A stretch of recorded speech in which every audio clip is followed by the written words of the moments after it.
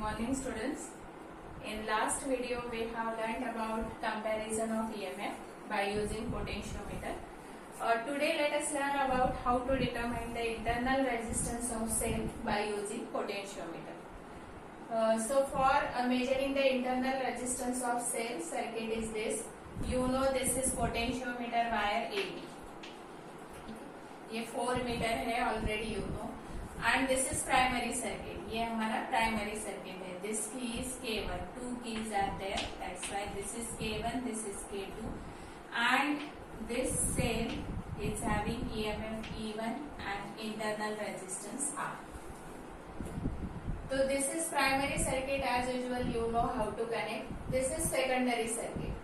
So the cell whose internal resistance is to be determined is connected like this, and with this cell in parallel combination this resistance box and key K2 is connected, and this cell and resistance box is connected through galvanometer to this jockey. Let us consider this point as J, balancing point. Now how to determine this internal resistance of cell? So for that first you need to close K1. K1 हमें close करने हैं, right, और K2 open रखनी है. K2 is open means अभी resistance box ये हमारे circuit में नहीं है, राइट. K1 क्लोज किया तो E1 और ये primary circuit is there in a total circuit. तो यहाँ पर क्या होगा, E1 is in open circuit, that's why when we find the balancing point when K2 is closed, that time that balancing length is directly proportional to EMF. क्योंकि open circuit है ये हमने पढ़ा है, राइट. तो E1 is directly proportional to L1, क्योंकि इस situation में जो भी बैलेंसिंग लेंथ हमें मिलेगी वो L1 है. तो यहाँ पर you know E1 is equal to K L1, जहाँ पर K हमारा क्या है, पोटेंशियल ग्रेडियंट.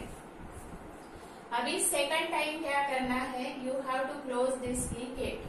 K2 भी हमें क्लोज करना है. तो K2 क्लोज किया तो रेजिस्टेंस बॉक्स अभी सर्किट में है, right, along with all this component. तो यहाँ पर रेजिस्टेंस बॉक्स से कुछ सुटेबल रेजिस्टेंस निकालना है जो हमारा कैपिटल R है.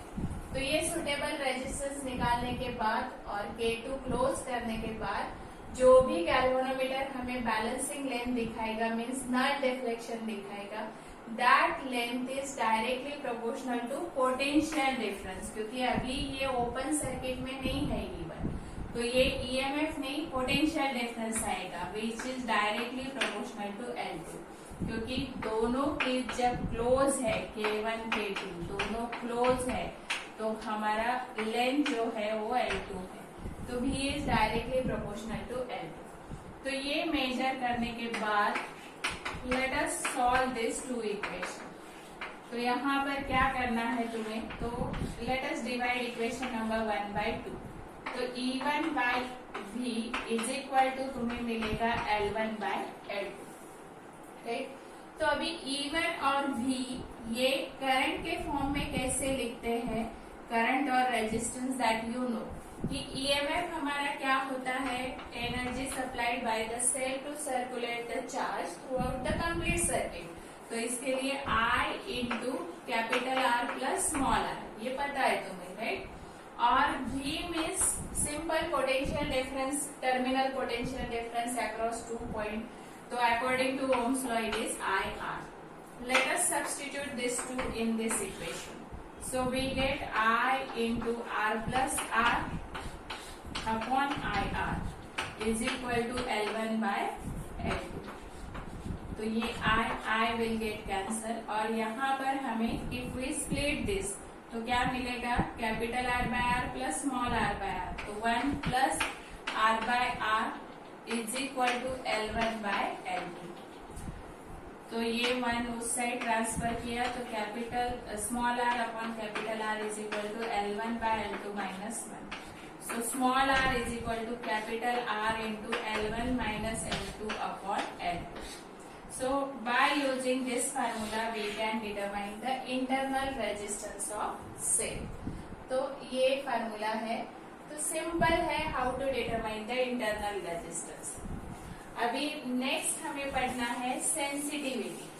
सेंसिटिविटी ऑफ पोटेंशियोमीटर मीन्स हम कब कह सकते हैं कि पोटेंशियोमीटर ये more sensitive, when we can say that it is more sensitive.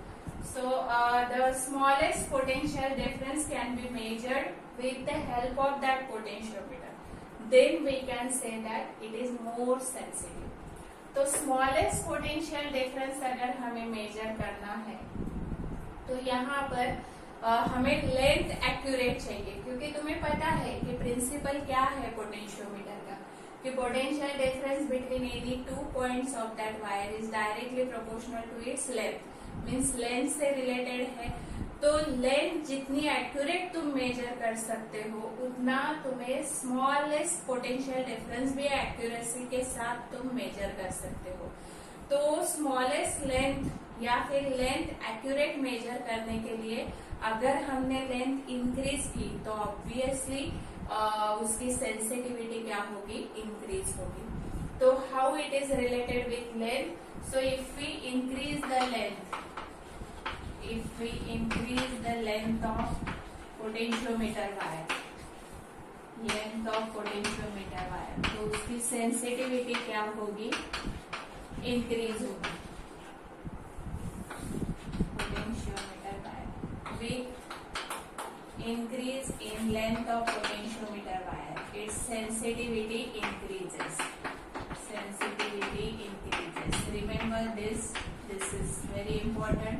और अगर हमने पोटेंशियल ग्रेडियंट से रिलेट की सेंसिटिविटी, तो पोटेंशियल ग्रेडियंट तुम्हें पता है कि potential difference upon L means inversely varies with length, और इसीलिए पोटेंशियल ग्रेडियंट अगर हमने डिक्रीज किया तो सेंसिटिविटी इंक्रीज होगी। तो पोटेंशियल ग्रेडियंट हम के से दिखाते हैं, तो if we decrease it then sensitivity increases. So remember this about sensitivity. अभी नेक्स्ट है यूजेस ऑफ पोटेंशियोमीटर। तो यूज तो ऑलरेडी हमने जो देखे हैं वो हम लैब में करते हैं कि to determine the EMF of cell, to compare the EMF of cell, then next is to determine the internal resistance of cell. Then other than this it is used as a voltage divider. So what is mean by voltage divider? So voltage divider means let us consider one simple circuit. यहाँ पर मैंने एक cell connect किया है across this two resistances which are connected in series. तो तुम्हें already series combination पता है, ओके, रेजिस्टेंस का। तो यहाँ पर ये voltage it gets divided across this R1 and R2 as V1 and V2, क्योंकि यहाँ पर कुछ तो पोटेंशियल ड्रॉप होगा, वर्क परफॉर्म होगा, work done by the cell to circulate the charge through external resistance through R1। तो कितना है वो V1, ये V2 मीन्स यहाँ पर this V, total V which is across this point AB, अगर हमने मेजर किया तो ये V आ जाएगा, राइट। तो ये this V it gets splitted into this two part, so V is equal to V1 plus V2 means ये है वोल्टेज डिवाइडर। तो ऐसे ही हमारा पोटेंशियोमीटर भी एक्ट होता है एज अ वोल्टेज डिवाइडर। तो कैसे वो एक्ट होता है, तो यहाँ पर हमें प्रिंसिपल ऑफ पोटेंशियोमीटर की यूज करना है, राइट। अभी अगर मैंने ये सीरीज में कनेक्ट किए हैं, अगर मैंने पैरेलल में कनेक्ट किए होते तो क्या डिफरेंस होता, तो यहाँ पर वोल्टेज तो सेम रहता, क्योंकि पैरेलल मीन्स दो कॉमन पॉइंट में मीन्स AB पॉइंट में ही होते वो रेजिस्टेंसेस, तो वोल्टेज तो हमें सेम मिलता, लेकिन करंट इट गेट्स स्प्लिटेड, क्योंकि यहाँ पर करंट फिर डिवाइड हो जाता। तो ऐसे ये वोल्टेज डिवाइडर सर्किट होते हैं, मीन्स करंट भी डिवाइड होता है उसमें according to the combination of resistances. तो यहाँ पर अभी पोटेंशियोमीटर कैसे यूज करते हैं, तो उसके लिए let us consider this AB wire as potentiometer wire. अभी सिंपल हम ये सिंगल एक वायर निकालते हैं, यही 8 मीटर है या 10 मीटर है, तो ये हमारा AB पोटेंशियोमीटर वायर है और इसके अक्रॉस मैंने एक सेल कनेक्ट किया हुआ है। तो यहाँ पर अभी A पॉइंट पर लेट मी कनेक्ट वोल्टमीटर। तो यहाँ पर वोल्ट मीटर कनेक्ट किया है और उसका second terminal it is connected to jockey. तो let us consider this point as AP। तो ये लेंथ मेरा L1 है और ये मेरा L2 है। तो यहाँ पर तुम्हें पता है कि सपोज L1 के अक्रॉस मीन्स AP दोनों पॉइंट में अगर ये वोल्ट मीटर मुझे V1 दिखाता है, तो according to the principle of potentiometer V1 is directly proportional to L1, means we can write it as V1 is equal to KL1। तो यहाँ पर BP में जो रह जाएगा वोल्टेज वो V2 कितना आएगा, it is directly proportional to L2, तो V2 is equal to KL2। Means ऐसे by moving this sliding key easily we can divide that voltage according to the length. तो ऐसे ये यूज किया जाता है। तो एक्चुअली ये वोल्टेज डिवाइडर का यूज क्या है, to change the output voltage of the supply voltage. Means जो हम सप्लाई करते हैं और उसके बाद हमें जो आउटपुट वोल्टेज मिलता है वो चेंज अगर करना है तो we can use this potential divider या फिर वोल्टेज डिवाइडर। तो यहाँ पर हम डिवाइस लगा सकते हैं इंस्टेड ऑफ वोल्ट मीटर, जिसका हमें आउटपुट वोल्टेज चेंज करना है। तो जैसे ये जॉकी मूव करेगी इस वायर पर, उसका आउटपुट वोल्टेज चेंज होगा अकॉर्डिंग टू द लेंथ। तो ऐसे ये पोटेंशियोमीटर यूज किया जाता है as a voltage divider. So remember this. Then next is it is used as a sensor. So generally motion sensor. तो कैसे यूज किया जाता है ये मोशन सेंसर, तो ये स्लाइडिंग कॉन्टैक्ट जो है या फिर जॉकी, ये किसी भी मशीन के मूविंग पार्ट को कनेक्ट की जाती है। तो जैसे वो मशीन का पार्ट मूव होता है तो ये जॉकी भी क्या होती है, मूव होती है इस वायर पर। तो अगर जॉकी मूव होगी तो लेंथ में चेंज होगा, ऑब्वियसली पोटेंशियल डिफरेंस में चेंज होगा, क्योंकि प्रिंसिपल पता है तो उससे उसका डिस्प्लेसमेंट कैलकुलेट किया जाता है कि उस मूविंग पार्ट का डिस्प्लेसमेंट कितना हुआ। तो यहाँ पर जो चेंज इन पोटेंशियल ड्रॉप है that is calibrated as displacement of that moving part. तो ऐसे वो कैलिब्रेशन होता है और इसलिए हम वो as a sensor means motion sensor, कितना मोशन हुआ है, ऐसे हम यूज कर सकते हैं। So remember this uses. Then some advantages are there over volt meter, advantages of potentiometer over volt meter. अभी तुम्हें पता है कि वोल्ट मीटर हम किस लिए यूज करते हैं, to measure the terminal potential difference. लेकिन हम वोल्ट मीटर से ईएमएफ मेजर नहीं कर सकते या फिर इंटरनल रेजिस्टेंस नहीं मेजर कर सकते, पर हम पोटेंशियोमीटर से पोटेंशियल डिफरेंस तो मेजर करते ही है, लेकिन ईएमएफ भी मेजर कर सकते हैं और इंटरनल रेजिस्टेंस भी मेजर कर सकते हैं। तो ये है सम एडवांटेजेस ऑफ पोटेंशियोमीटर और वोल्ट मीटर, रिमेम्बर दिस। लेकिन इस पोटेंशियोमीटर का एक डिसएडवांटेज है कि ये पोर्टेबल नहीं है, क्योंकि तुम्हें पता है कि वोल्ट मीटर कितना छोटा होता है, easily we can carry it और इजीली हम मेजर भी कर सकते हैं, क्योंकि वहां पर पॉइंटर और सब पॉइंट्स भी लिखे हुए होते हैं। तो उस हिसाब से हम इजीली मेजर कर सकते हैं कितना वोल्टेज है। लेकिन यहाँ पर वो लेंथ ज्यादा होने की वजह से वायर की लेंथ ये पोर्टेबल नहीं रहता है।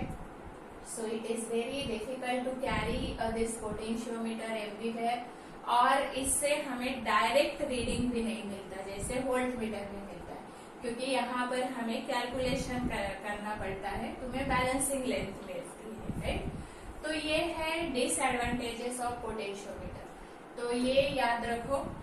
Then now let us solve some numericals related to this internal resistance of cell. So for that one numerical is from your textbook, new textbook, problem number 16. The EMF of cell is balanced by a length of 120 centimeter. EMF balance होता है means L1 is given, that is 120 centimeter. Right? तो हमारा पहला length जब K2 open है, when the cell is shunted by a resistance of 10 ohm. Shunted means always it is connected in parallel, means resistance box का resistance. तो वो हमें दिया है 10 ओम। तो उस सेल के अक्रॉस अगर हमने 10 ओम का रेजिस्टेंस कनेक्ट किया या फिर रेजिस्टेंस बॉक्स से 10 ओम का रेजिस्टेंस निकाला हुआ है, तो balancing length is reduced by 20 centimetre. तो ये निकालने के बाद हमें बैलेंसिंग लेंथ मिलती है, that is L2। It is directly proportional to potential difference V। So L2 कितना मिलेगा, इससे 20 से कम, क्योंकि 20 से रिड्यूस हो जाती है, ऐसे दिया है। तो 120 minus 20 that is 100 centimetre. So you have to find small r means internal resistance of that cell. So you know how to calculate. So small r is equal to capital R into L1 minus L2 upon L2। तो यहाँ पर हमारा capital R है 10, ये है 120 minus 100 upon 100। So if I solve this, I get 20 upon 100. So it is nothing but 2 ohm. So this way we can calculate the internal resistance. Let us solve one more problem.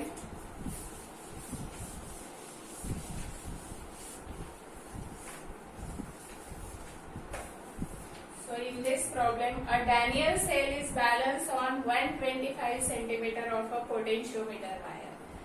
तो ये 125 हमें L1 दिया है यहाँ पर, कि Daniel cell लगाने के बाद L1 हमें लेंथ मिलता है।